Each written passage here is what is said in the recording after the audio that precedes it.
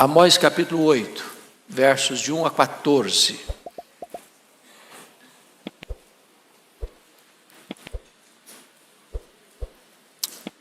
Esse texto diz assim: O Senhor Deus me fez ver isto. Eis aqui um cesto de frutos de verão. E perguntou: Que vês, Amós? E eu respondi: Um cesto de frutos de verão. Então o Senhor me disse: Chegou o fim para o meu povo de Israel, e jamais passarei por ele.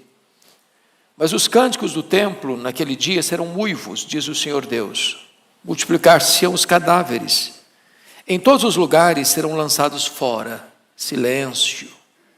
Ouve isto, vós que tendes gana contra o necessitado e destruís os miseráveis da terra, dizendo: Quando passará a festa da lua nova, para vendermos os cereais, e o sábado para abrirmos os celeiros de trigo, diminuindo o efa e aumentando o ciclo, e procedendo dolosamente com balanças enganadoras, para comprarmos os pobres por dinheiro e os necessitados por um par de sandálias, e vendermos o refúgio do trigo. Jurou o Senhor pela glória de Jacó: Eu não me esquecerei de todas as suas obras para sempre. Por causa disto não estremecerá a terra, por causa disso não estremecerá a terra, e não se lutará todo aquele que habita nela. Certamente levantar-se-á toda como o Nilo, será agitada e abaixará como o rio do Egito. Sucederá que naquele dia, diz o Senhor Deus, farei que o sol se ponha ao meio-dia e entenebrecerei a terra em dia claro. Converterei as vossas festas em luto e todos os vossos cânticos em lamentações. Porei pano de saco sobre todos os lombos e calvas sobre toda a cabeça. E farei que isso seja como luto por filho único, luto cujo fim será como dia de amarguras. Eis que vem dias, diz o Senhor Deus, em que enviarei fome sobre a terra, não de pão, nem sede de água, mas de ouvir as palavras do Senhor. Andarão de mar a mar, e de norte até o oriente, correrão por toda parte, procurando a palavra do Senhor, e não acharão. Naquele dia, as virgens formosas e os jovens desmaiarão de sede. Os que agora juram pelo ídolo de Samaria e dizem: Como é certo viver o teu Deus Odã, e como é certo viver o culto de Berseba, esses mesmos cairão e não se levantarão jamais. Irmãos, o texto é extremamente solene e grave. E o texto sugere-nos o tema: o colapso de uma nação. Esse é o nosso tema, o colapso de uma nação. E eu quero, à guisa de introdução, fazer 3 afirmações. Primeiro, quando a religião se une ao Estado, ela perde a sua capacidade de transmitir a palavra de Deus. O que está acontecendo aqui? A nação em foco aqui é Israel. E quando eu falo Israel, nesse contexto, eu estou falando das 10 tribos do norte, que romperam com a dinastia davídica em 931 a.C. A capital era Samaria. E o que é que Jeroboão fez? Transformou a religião numa plataforma para sustentar o Estado. A religião era a religião do Estado. Estudamos domingo passado que o sacerdote de Betel disse para Amós: aqui não profetiza não. Aqui é o templo do rei, aqui é o templo do reino. Aqui a política controla a religião. E quando a política tenta controlar a religião, e quando a religião é sujeita ao Estado, então nós estamos vivendo uma época de crise sem precedentes. Segundo lugar, quando o Estado busca o seu fortalecimento em detrimento da justiça, ele cava o seu próprio abismo. Você vai perceber comigo que o Estado estava mancomunado com estruturas de maldade e de violência e de corrupção para oprimir as pessoas, a ponto dos juízes venderem sentenças, a ponto de nas cortes o justo sair como culpado e o culpado como inocente, conforme o capítulo 2, verso 6. De tal forma que o Estado está sendo erigido e construído dentro de estruturas de corrupção, de violência, promovendo a própria injustiça. Terceira declaração: quando os poderosos granjeiam suas riquezas desonestamente, e o Estado e a religião se calam, ela então está à beira do abismo. O que estava acontecendo? A violência estava existindo, os fortes oprimindo os fracos, tirando a liberdade deles, as cortes favorecendo os poderosos, os sacerdotes totalmente calados e omissos diante da injustiça, e então, diante desse cenário, onde o Estado e a religião, além de estarem unidas, elas não combatem o mal, elas não denunciam injustiça, elas não confrontam o pecado, a nação está certamente à beira do abismo. Essa é a introdução e agora vamos examinar o nosso texto. Primeiro ponto que eu quero destacar é uma nação madura para o juízo. Versículos 1 a 3 trata disso. Nós já olhamos na aula passada as visões que Amós teve. A primeira visão dos gafanhotos, depois a visão do fogo, depois a visão do prumo. São visões que retratam o juízo de Deus sobre a nação. Agora, uma quarta visão nós vamos ver, é a visão dos cestos de frutos de verão. Frutos maduros que são colhidos. E a ideia da visão é esta: Israel está maduro para o juízo. Chegou a hora de Deus acertar as contas com o seu povo. Esse é o ponto que vai ser aqui destacado, a iminência do juízo. Então, vamos a alguns aspectos aqui. Primeiro, Deus mostra uma descrição simbólica da iminência do juízo. Versículo 1, a igreja lendo comigo. Toda a igreja comigo. O Senhor Deus me fez ver isto.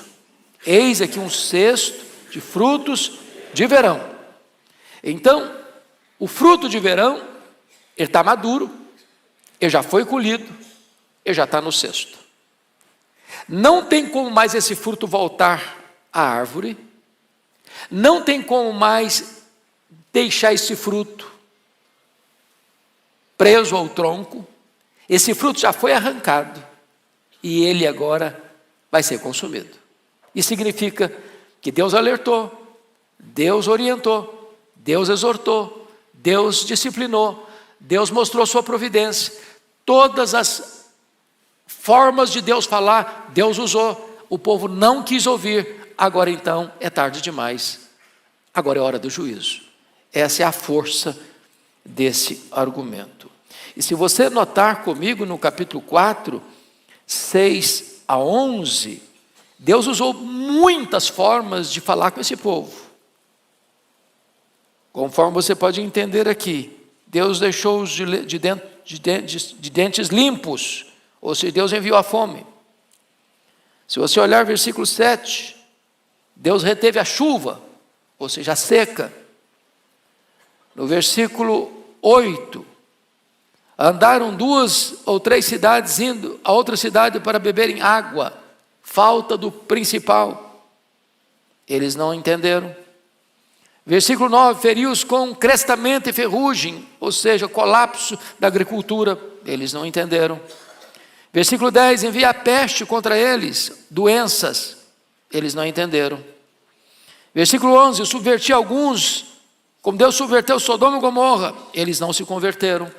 Então, a Bíblia diz que Deus fala muitas vezes ao homem, quando ele endurece a sua cerviz, ele não se arrepende, ele é quebrado repentinamente, sem que haja cura. E é isso que está acontecendo aqui com Israel.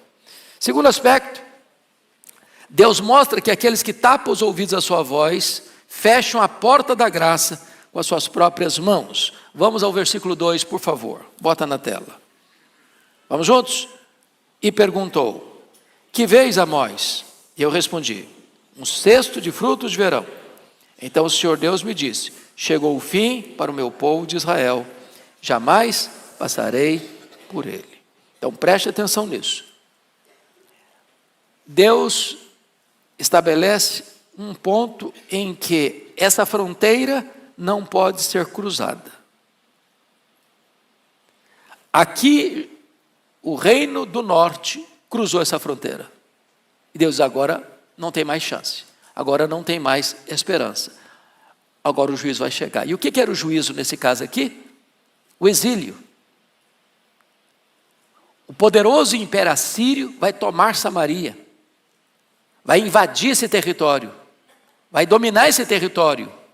E esses israelitas vão ser arrancados da sua cidade, da sua terra, da sua nação, e vão ser levados como escravos para Nínive, para o império assírio.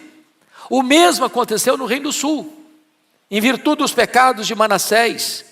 Deus disse: chegou, não tem mais jeito, não tem como reverter isso mais.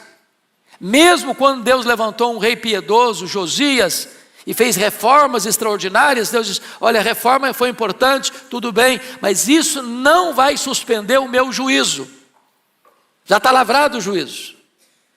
E a nação de Judá, as 2 tribos do sul, também foram levadas pela Babilônia. Esse é o caso aqui. Chega uma hora que Deus diz: basta, chega, não tem mais oportunidade. Vocês cruzaram a fronteira do limite da paciência divina. Terceiro, Deus mostra que oportunidades perdidas podem jamais ser recuperadas. O versículo 2 ainda retrata Deus dizendo assim: chegou o fim para o meu povo, jamais passarei por ele. Ou seja, não tem nada mais perigoso para uma pessoa, para uma família, para uma nação, do que eu dizer: chega, agora eu não estou mais junto. Agora eu vou entregar vocês à consequência dos pecados de vocês. E é isso que está acontecendo aqui com Israel. Deus diz: eu não vou mais passar, eu não vou estar mais presente. Agora preste atenção nisso aqui, preste atenção nisso aqui. Amós está profetizando essas verdades no governo de quem? Quem está governando Samaria nessa época? Jeroboão II. Quem é Jeroboão II? O rei mais importante dos 19 reis que governaram em Samaria. É o período de maior riqueza da nação, de prosperidade da nação, de paz nas fronteiras, de riqueza interna, embora adquirida com violência, com injustiça, com corrupção. Parecia que a palavra dele não fazia sentido. Falei: como? Nós estamos no auge da nossa realidade econômica e você vem me dizer que chegou o fim? Pois é isso mesmo. A partir da morte de Jeroboão II, as 10 tribos do norte entraram assodadamente numa corrida rumo ao declínio, rumo ao desastre. Quarto, Deus mostra que seu castigo tem consequências trágicas. Que consequências? Versículo 3, põe na tela, por favor. Vamos juntos. Mas os cânticos do templo, naquele dia, serão uivos, diz o Senhor Deus. Multiplicar-se-ão os cadáveres em todos os lugares, serão lançados fora. Silêncio. Preste atenção aqui. Preste atenção aqui. O que ele está dizendo? Os cânticos do templo. Que templo é esse? Não é o templo de Jerusalém. Que templo é esse? É o templo de Betel. É o templo de Dan. É o templo de Berseba. É o templo de Gilgal. São templos rivais ao culto verdadeiro. Os cânticos lá eram cânticos diante de um bezerro de ouro, de um culto sincrético, de um culto que não era genuíno, verdadeiro, que agradava a Deus. Então existe uma alegria aqui que não é a alegria de Deus, Existe uma alegria aqui que é a alegria do culto falso. Ou vocês não acham que seitas, heresias, não celebram, não festejam? Sim, festejam, mas não é a alegria de Deus. Essa alegria vai se transformar em uivo. Segundo lugar, a pretensa segurança deles, vejam vocês, multiplicar-se-ão os cadáveres. O que ele está falando? Ele está falando que a Assíria vem, e eu não sei se vocês já leram sobre a Síria, mas era o império mais perverso. Eles entravam numa cidade e eles matavam os homens e empilhavam as cabeças na porta da cidade para dizer o seguinte: ninguém resiste à Síria e escapa. Então, quando a Síria cercou Samaria, foram 3 anos de cerco. As cidades eram muralhadas, Samaria está num monte. Então o que se fazia? Cercava a cidade, não entrava provisão, não entrava comida, não entrava o que o povo precisava, o povo ia perdendo a capacidade de sobreviver, as pessoas iam adoecendo, as pessoas iam morrendo de fome, as pessoas iam morrendo de doença. E o povo, então, quando não tinha mais qualquer capacidade de resistência, o inimigo entrava, destruía a cidade, matava o povo à espada. E o texto é tão grave que diz que os corpos não serão nem sepultados. Para o povo israelita não tem nada mais infame do que deixar uma pessoa insepulta. É por isso que lá nessas 10 tribos, quando fala de Jezabel, que era a rainha tão violenta e tão truculenta e tão perseguidora dos profetas de Deus, Deus diz: essa mulher não vai nem ser sepultada, os cães vão ser a sua sepultura. E mais, nessa hora vai ser de tanta dor e de tanta angústia, que não adianta fazer discurso de consolação, e a palavra é silêncio. Silêncio, não adianta falar, nada vai trazer refrigério e consolo para esse povo. Então, vejam vocês que esse é o primeiro ponto que nós queremos destacar, uma nação madura para o juízo. Vamos ao segundo ponto agora, uma nação corrompida em seus valores morais. A nação corrompida em seus valores morais é a causa da chegada do juízo. O que o homem semear, isso ele ceifará. Então tem causa e tem consequência. Vimos aqui a consequência, agora vamos ver a causa desse juízo. Em primeiro lugar, veja comigo, versículo 4. A opressão ao pobre significa amar mais a injustiça do que a misericórdia. Leia o 4, toda a igreja comigo. Ouvi isto, vós que tendes gana contra o necessitado e destruís os miseráveis da terra. Agora preste atenção nas 2 palavras dele, gana. Gana, o que é gana? É uma vontade voraz. É alguém que parte para cima do outro com fúria, com determinação de arruinar com a vida dele. E ele usa outra palavra pesada. Destruís os miseráveis. Gente miserável, pobre, necessitada, se trata com o quê? Com misericórdia, com socorro, com ajuda. Eles não, eles queriam destruir. Destruir. Então, o que está acontecendo aqui? Esses crimes horrendos estão sendo praticados. Que crime? Gana contra o necessitado, os miseráveis destruídos. Mas quem é que não vai fazer nada? O rei não faz nada. As cortes, os juízes, em vez de não só não fazer nada, eles fazem parte do processo de destruição, porque eles vendem sentenças.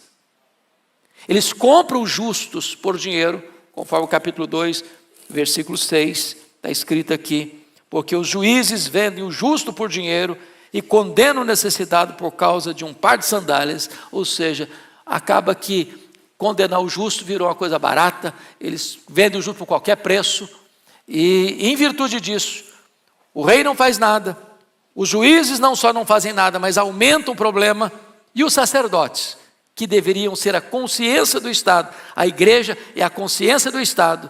A igreja não pode ser unida ao Estado, mancomunada com o Estado, aliançada com o Estado, porque ela tem que ter liberdade, independência para exercer voz profética. Os sacerdotes também não falam nada, não erguem a voz, não denunciam o pecado. Então, a opressão do pobre significa amar mais a injustiça do que a misericórdia. Segundo ponto, o desprezo pelo culto divino, ou seja, amar mais o lucro do que a Deus. Põe na tela o versículo 5, por favor.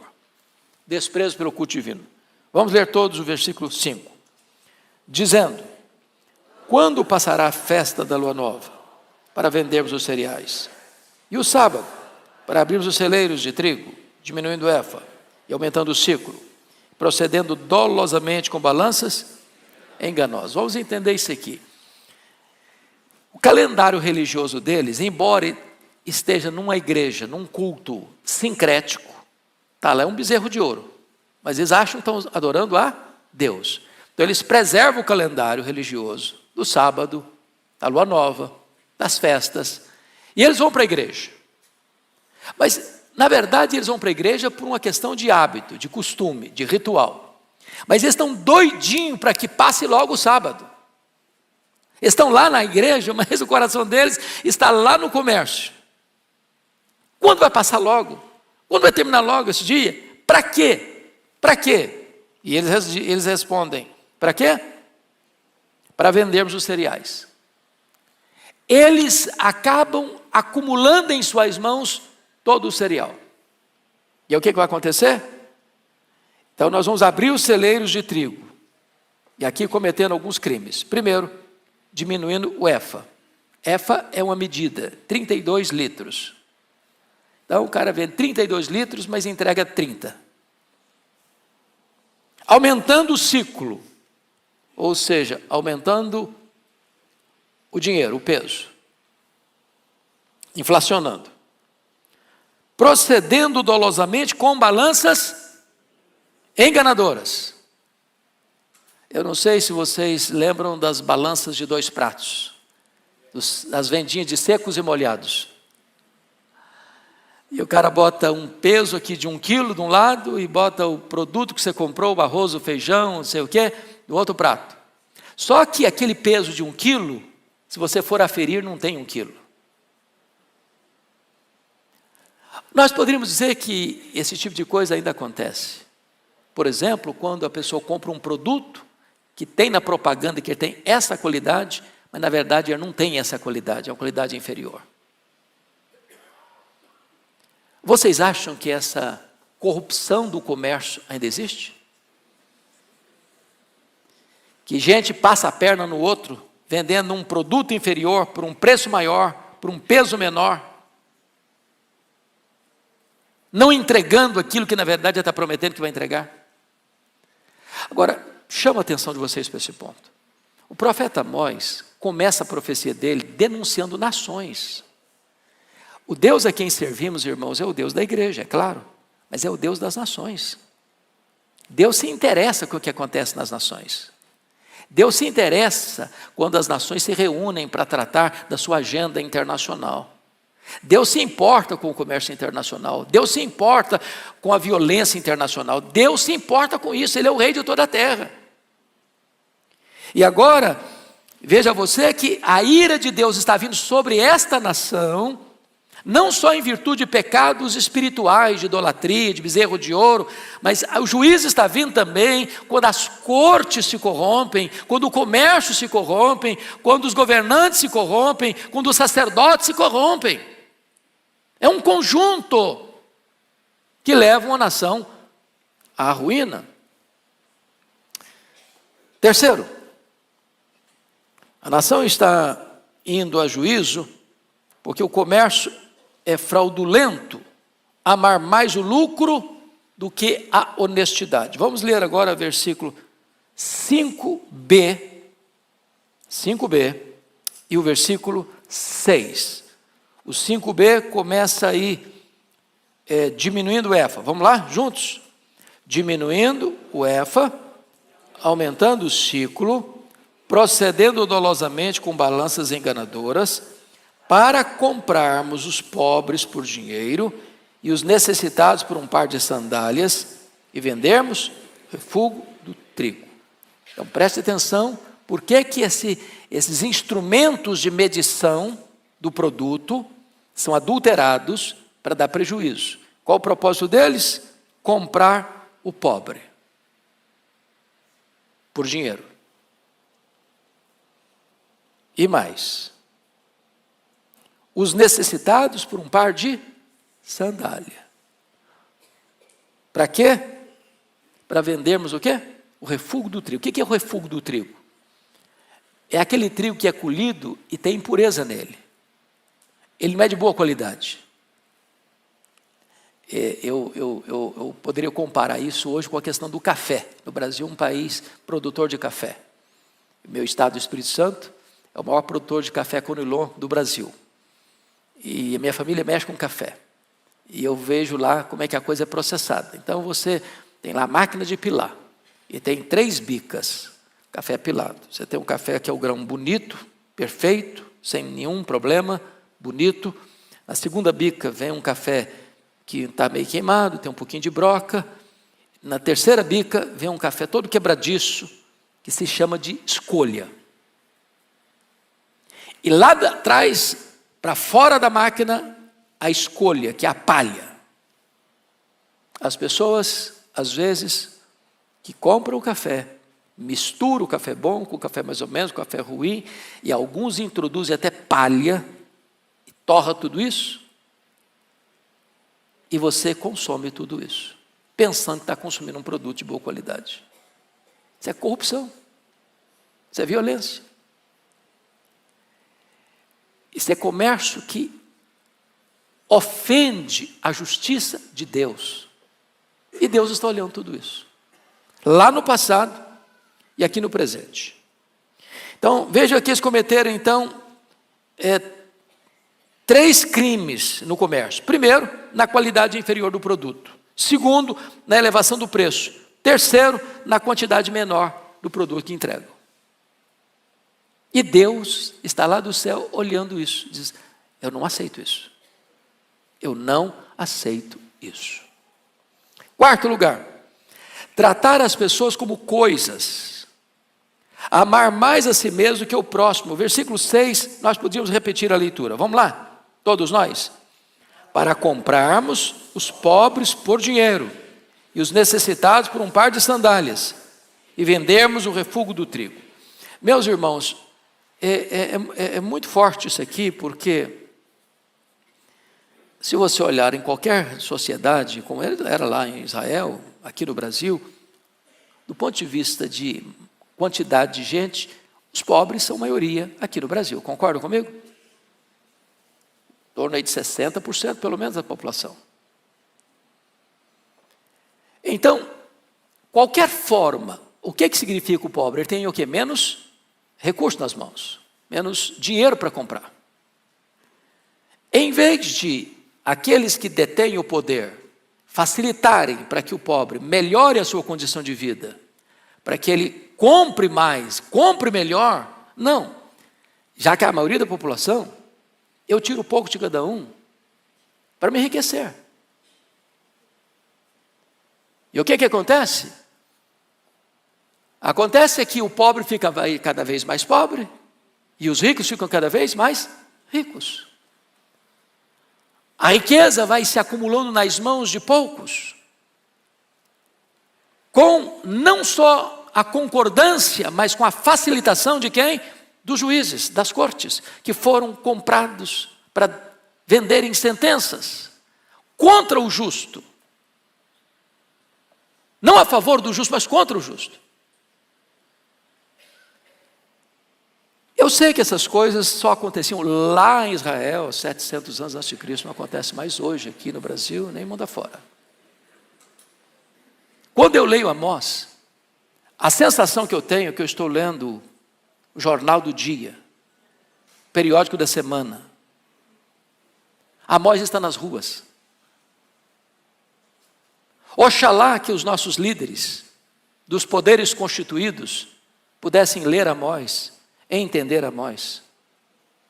Oxalá que todos nós pudéssemos entender que o Deus de Amós é o nosso Deus, e Ele não tolera injustiça, em qualquer setor da vida,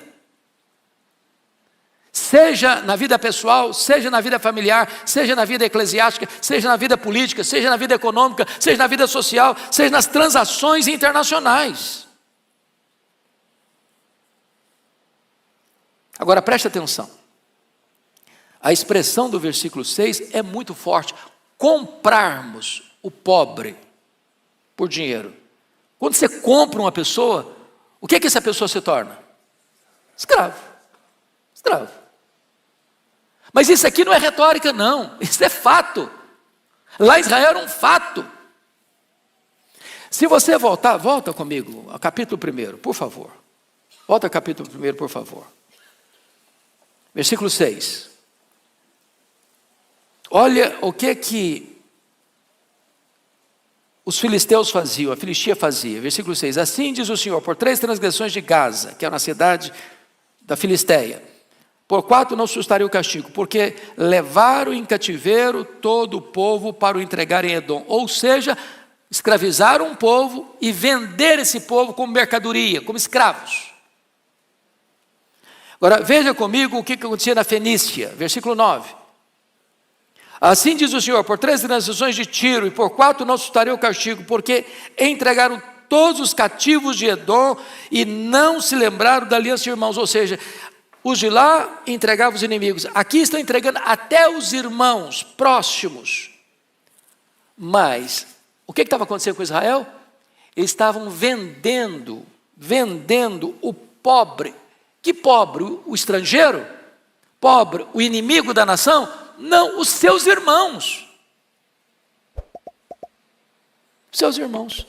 Agora preste atenção, esse time que está comprando o pobre, esses juízes que estão vendendo sentença, esses sacerdotes que dizem: não, aqui é o templo do rei, aqui não vem falar de Bíblia não, aqui é nós que controlamos. Esse povo está todo ele no sábado na igreja. Estão percebendo isso? O perigo das pessoas juntarem uma vida completamente corrompida com religião e achar que está tudo bem. Esse é o problema aqui. Muito bem.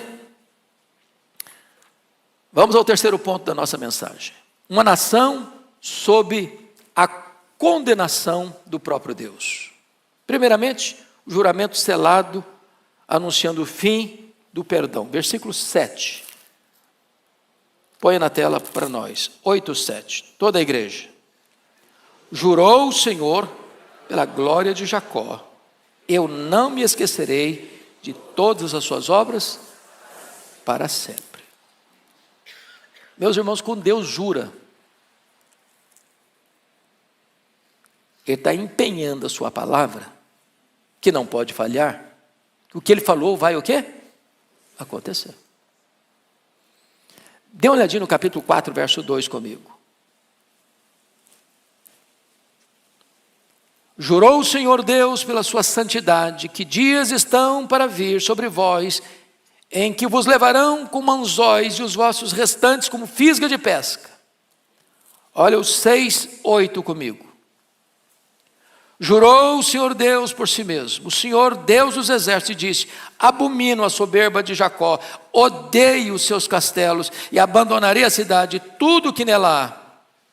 Agora veja o 8:7 que nós acabamos de ler. Jurou o Senhor pela glória de Jacó: eu não me esquecerei de todas as suas obras. Ou seja, Deus está olhando, Deus está vendo.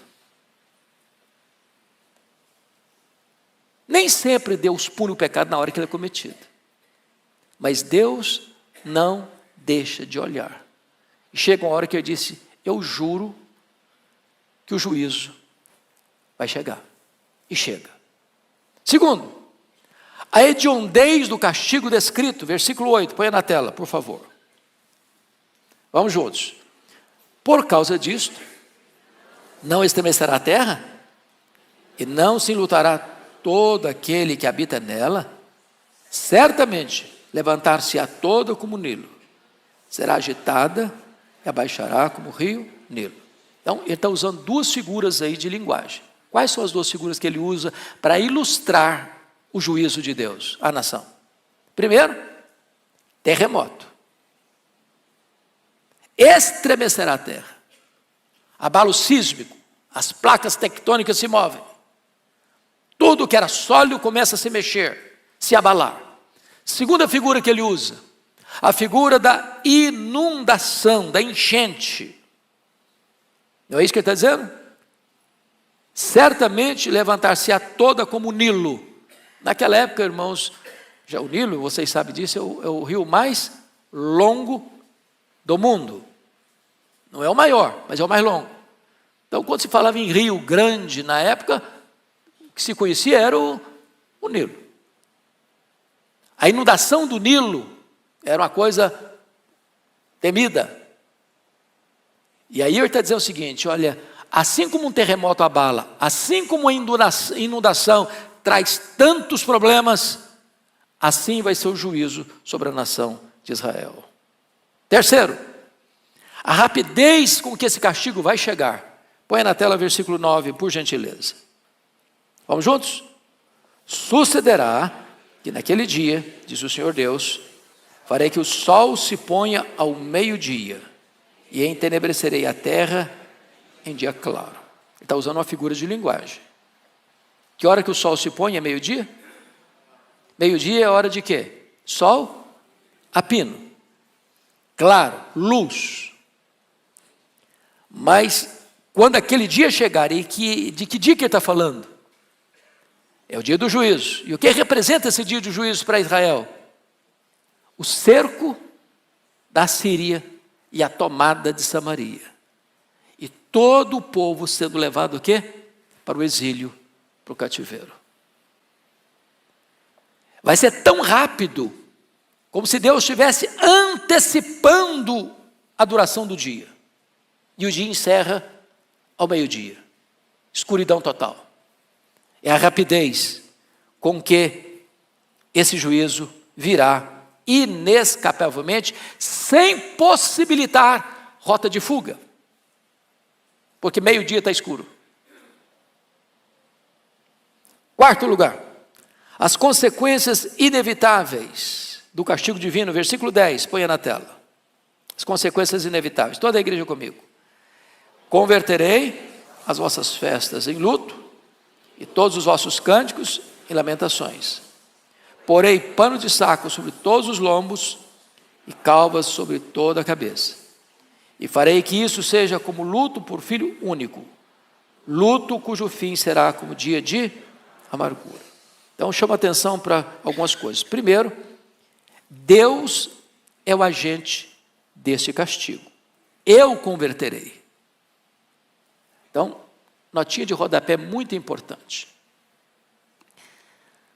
Os historiadores dizem que o Império Romano só caiu nas mãos dos bárbaros porque já estava o quê? Podre por dentro. As 10 tribos do norte só caíram nas mãos da Síria, não é porque a Síria era tão poderoso império. Era mesmo, mas não foi por isso. Foi Deus quem entregou. Judá, em 586, só caiu nas mãos da Babilônia, não foi porque a Babilônia tinha tanto poder, tinha sim, mas não caiu por isso. Caiu por quê? Porque Deus entregou Judá nas mãos da Babilônia. Em outras palavras, a Bíblia diz em Oséias, pelos teus pecados estás caído. O pecado é o opróbrio das nações. Nenhuma nação permanece de pé se ela se corrompe internamente. Vou repetir isso. Nenhuma nação permanece de pé se ela se corrompe internamente. Isso é um alerta para o Brasil. Isso é um alerta para o mundo. E é claro que isso não se aplica apenas a nações, isso se aplica a mim, a você, a nós.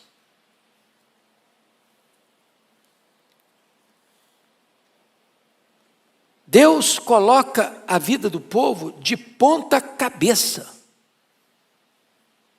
Vejam vocês que pôr pano de saco, isso é uma figura bíblica que não é um costume, não é um hábito, não é uma cultura ocidental.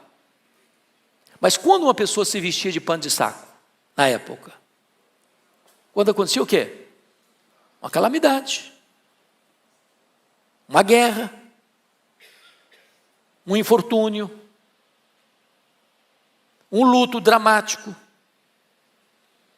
As pessoas punham esse pano de saco para exteriorizar e externar o luto interno, a dor interna, o sofrimento interno, a humilhação interna.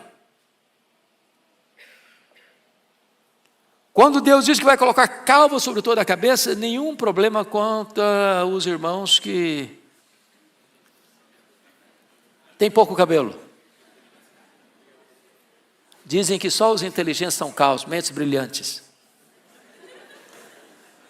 Mas o caso aqui é de humilhação. Lembram quando Eliseu tinha acabado de curar as águas amargas de Jericó?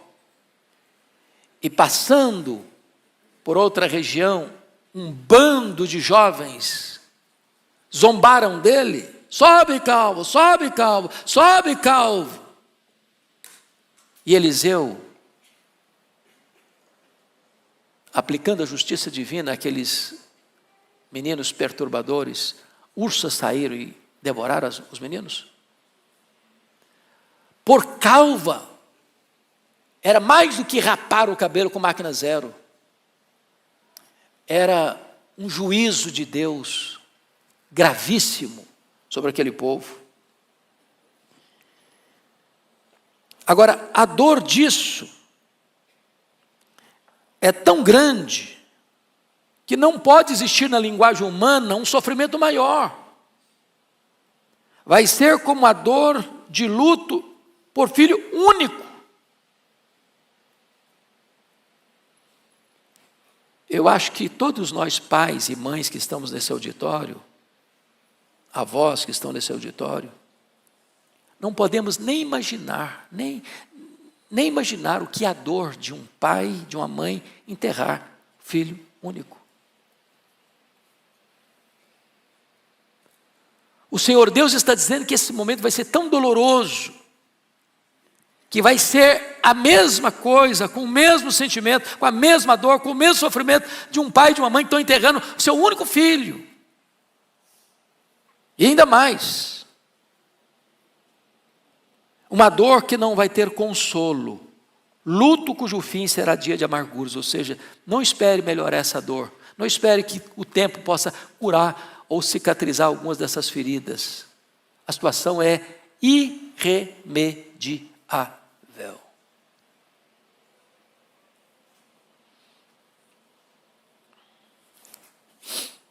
Vamos ao quarto ponto então. É o último ponto. Veja comigo.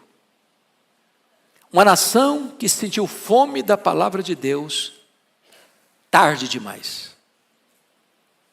Irmãos, esse é o ápice do juízo de Deus. Nós ouvimos um sermão maravilhoso hoje de manhã. Não sei quantos estavam no culto das 8 aqui. Ok. Depois assista no YouTube. Pastor Arival tratou da palavra de Deus, que trata da gente, que cura as feridas, que resolve os problemas, que não só traz diagnóstico das nossas fraquezas, das nossas necessidades, mas nos leva para Jesus, a solução do problema. Coisa maravilhosa. Portanto, não tem maior juízo para uma pessoa, para uma igreja, para uma nação, do que Deus retirar a sua palavra. Vocês se lembram de Saul? Saul permanentemente rejeitou ouvir Deus falar com ele. Chegou a hora que Deus disse para Saul: basta, Saul, agora não falo mais com você. Samuel não falava mais com ele. Os profetas não falavam mais com ele. Urim e Tumim não conseguia mais acessar.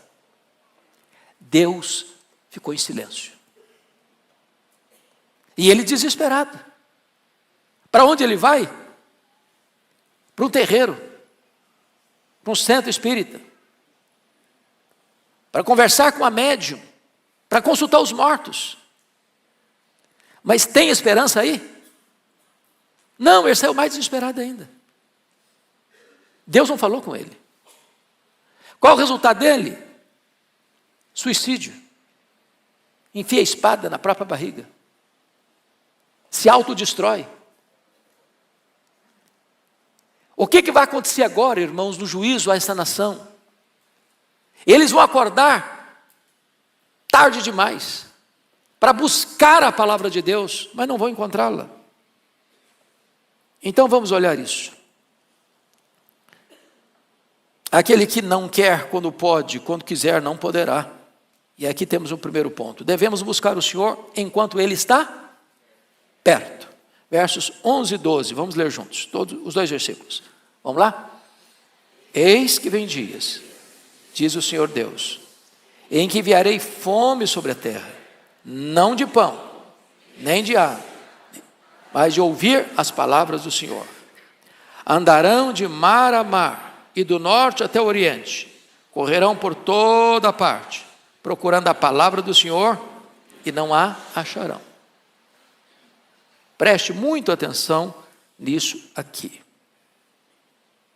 Agora, eles estão perto, mas eles não querem ouvir. Amós está profetizando, conforme o capítulo 7, que nós lemos, versículo 12 e 13. Então Amazias disse a Amós: vai-te, ó vidente, foge para a terra de Judá, ali como o teu pão e ali profetiza, mas em Betel daqui por diante já não profetizarás, porque é o santuário do rei e o templo do reino. Aqui não vem falar de pecado, estamos muito bem, sem ficar com esse negócio de denunciar pecado, queremos continuar a nossa vida do jeito que ela está, aqui não. A hora que eles querem procurar a palavra já foi embora, não tem mais chance. Segundo, o desprezo da palavra de Deus leva a profunda insatisfação, até com as coisas mais vitais da vida. Estão com fome. Não é de pão que compra na padaria. É isso que está aqui. Enviarei fome sobre a terra, não de pão, nem sede de água. Agora, pão e água, irmãos, são os elementos básicos, a necessidade básica. Aquilo que você e eu precisamos para quê? Para sobreviver. Chega uma hora em que ouvir a palavra de Deus era mais importante do que sobreviver.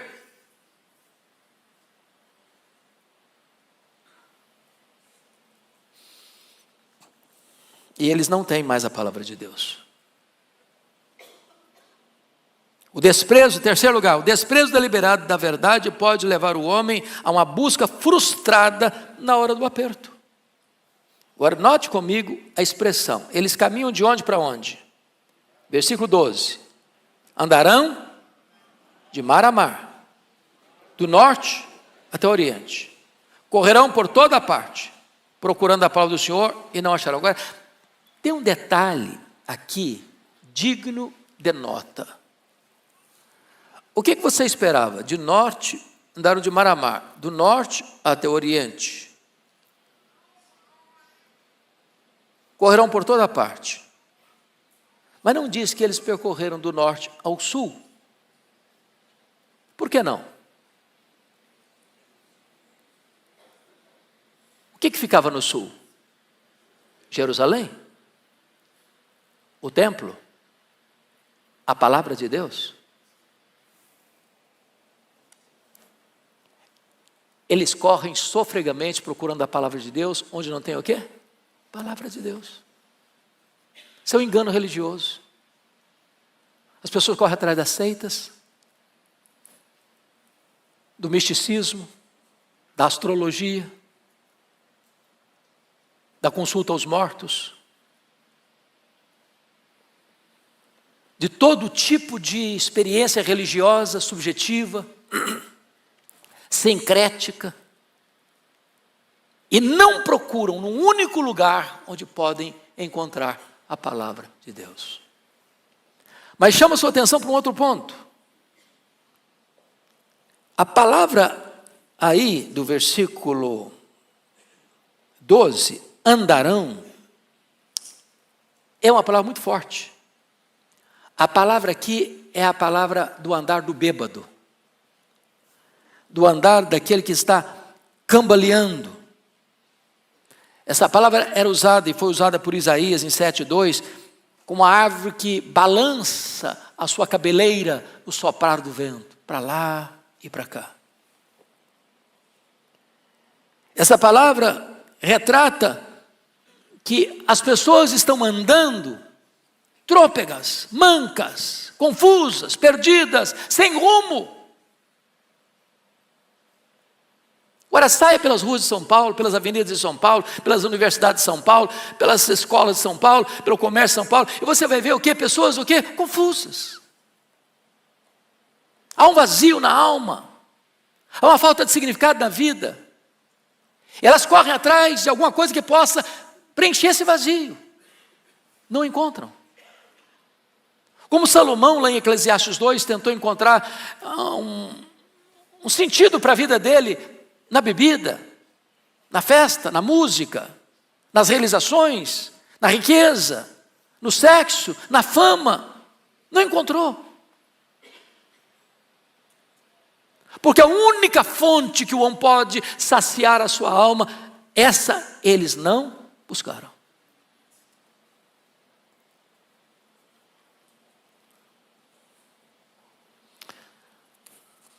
Muito bem. Quarto e penúltimo lugar. O desprezo da palavra de Deus leva à sucumbência até mesmo dos mais fortes. Veja o versículo 13 comigo. Toda a igreja comigo. Naquele dia, as virgens formosas e os jovens desmaiarão de sede. Bom, então você tem aqui duas coisas. Você tem o belo, você tem o forte. Não apenas virgens, são virgens o quê? Formosas. Jovem na Bíblia é sinônimo de força física, de vigor físico. Naquele dia não vai adiantar nada. A espada da Síria não vai poupar nem as virgens bonitas, nem os jovens musculosos. Nem beleza, nem força poderá resistir à invasão daquele truculento império. Finalmente, quinto e último lugar. O desprezo da palavra e o envolvimento com a religião supersticiosa produzem uma situação cada vez mais deplorável. Versículo 14. Vamos ler juntos.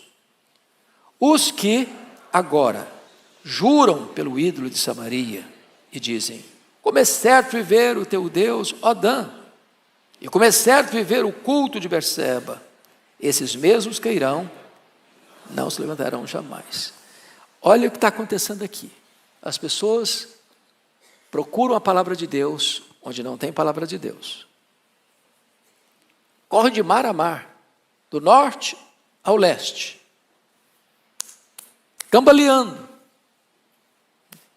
Nada. Para onde elas se voltam? No desespero delas? Para os mesmos cultos sincréticos, idólatras, que viveram desde o começo da nação com Jeroboão I, em 931.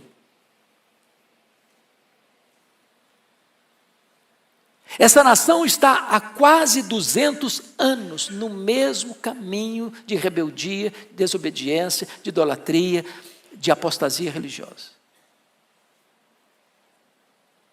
Para onde se voltam? Para os seus ídolos. Quem é o ídolo de Samaria aqui? Samaria é a capital. Qual que era o ídolo deles? Bezerro de ouro.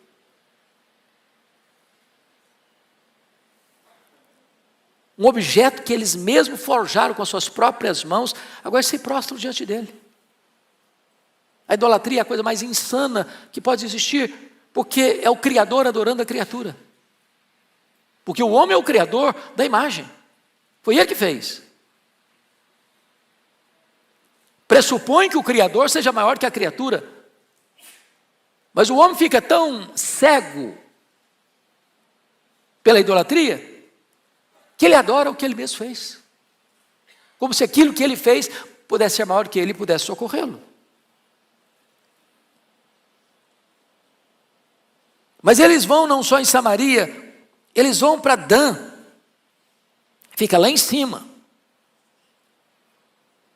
E adoram o bezerro de ouro. E eles vão para Berseba e adoram o bezerro de ouro, achando que podem escapar. Qual o resultado final? Esses mesmos, o quê? Cairão e não se levantarão jamais. Ou seja, o juízo é inevitável, irremediável, irreversível. Esse dia chegou. Não agora. Amós está profetizando no período árido de Israel, período de Jeroboão II, que governou 41 anos. Mas depois da morte de Jeroboão II, seu irmão Zacarias assume o governo e é assassinado. Quem assassina? Salum assume o governo e é assassinado. Manaém assume o governo. Turbulências terríveis. Pecaías assume o governo e é assassinado. Substituído por Peca, é assassinado. E então vem o último rei, Oséias. A cidade de Samaria é cercada. 3 anos. A ponto das pessoas comerem carne humana para sobreviverem. E quando já não tinha mais nenhuma resistência, o Império Assírio entrou em Samaria, destruiu a cidade e levou o povo cativo. Os restantes que ficaram, estrategicamente, Sargão II trouxe outros povos para que eles pudessem se misturar, uma miscigenação de raça, que redundou num sincretismo religioso. E então formou-se a partir daí o quê? O povo samaritano. Que durante 700 anos tornou-se inimigo, figadal do povo de Israel. Problema só resolvido quando Jesus veio. Quando o Espírito Santo foi derramado. Quando o muro da separação acabou com a pessoa de Cristo. Então vamos concluir dizendo o seguinte, irmãos. Estudar a Bíblia não é apenas pegar as lentes do retrovisor e olhar para trás. Estudar a Bíblia é fazer um diagnóstico da nossa própria vida, conforme ouvimos no Sermão das 8. Estudar a Bíblia é olhar para fora dos muros da igreja, do eclesiástico, para a vida secular, para o comércio, para os gabinetes, do legislativo e do judiciário e do executivo, para as cortes do judiciário. Estudar a Bíblia é olhar para as transações internacionais e saber que Deus está no trono, que Ele tudo vê, que Ele tudo sabe, que Ele a todo sonda e que Ele não suporta a prática da injustiça. Mais hoje ou mais amanhã, aqueles que querem continuar nessa prática terão que encarar o juiz de vivos e de mortos e prestar conta da sua própria vida. Que isso nos leve, primeiramente, a um senso de gratidão, porque o seu Deus é justo. Eu não sei quanto a você, mas de vez em quando o coração fica desesperado no peito, de ver tudo que está acontecendo. E aí você lá por dentro diz, calma, Deus está no trono, Ele está vendo, e Ele é justo. Mas isso também deve nos levar a olhar para dentro de nós mesmos e dizer, Deus tem misericórdia de mim. Tem misericórdia de mim. não me permita, ó Deus, entrar por esta mesma trilha escorregadia. Agarre-se na palavra, agarre-se em Jesus, e nós caminharemos debaixo do sangue do Cordeiro, com segurança para aquele grande dia, porque os nossos pecados já foram perdoados, e nós já fomos declarados justos diante do justo tribunal de Deus, por causa da justiça do justo, Cristo Jesus, imputada a nós. Deus nos abençoe. Vamos ficar em pé.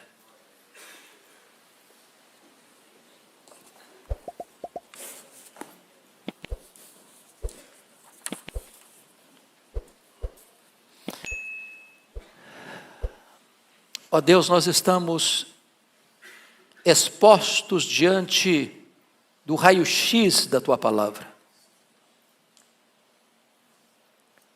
Nós estamos, Deus, descobertos, desnudos, diante da sondagem profunda da Tua palavra. Pedimos-te, meu Deus, misericórdia por nós e pela nossa nação. Compadece-te do Brasil, meu Deus. Tem misericórdia do nosso país. Tem misericórdia da tua igreja nesta nação.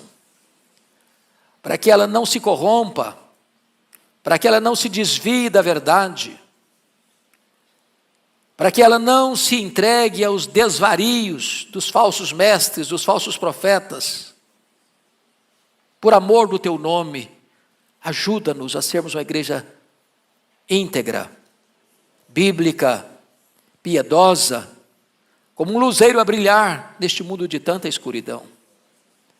Guarda o nosso coração do mal e não permita que pratiquemos aquilo que denunciamos. Tem misericórdia de nós. Ajuda-nos a vivermos de modo digno do Evangelho, de modo justo, sensato e piedoso. Oramos assim em nome de Jesus. Amém.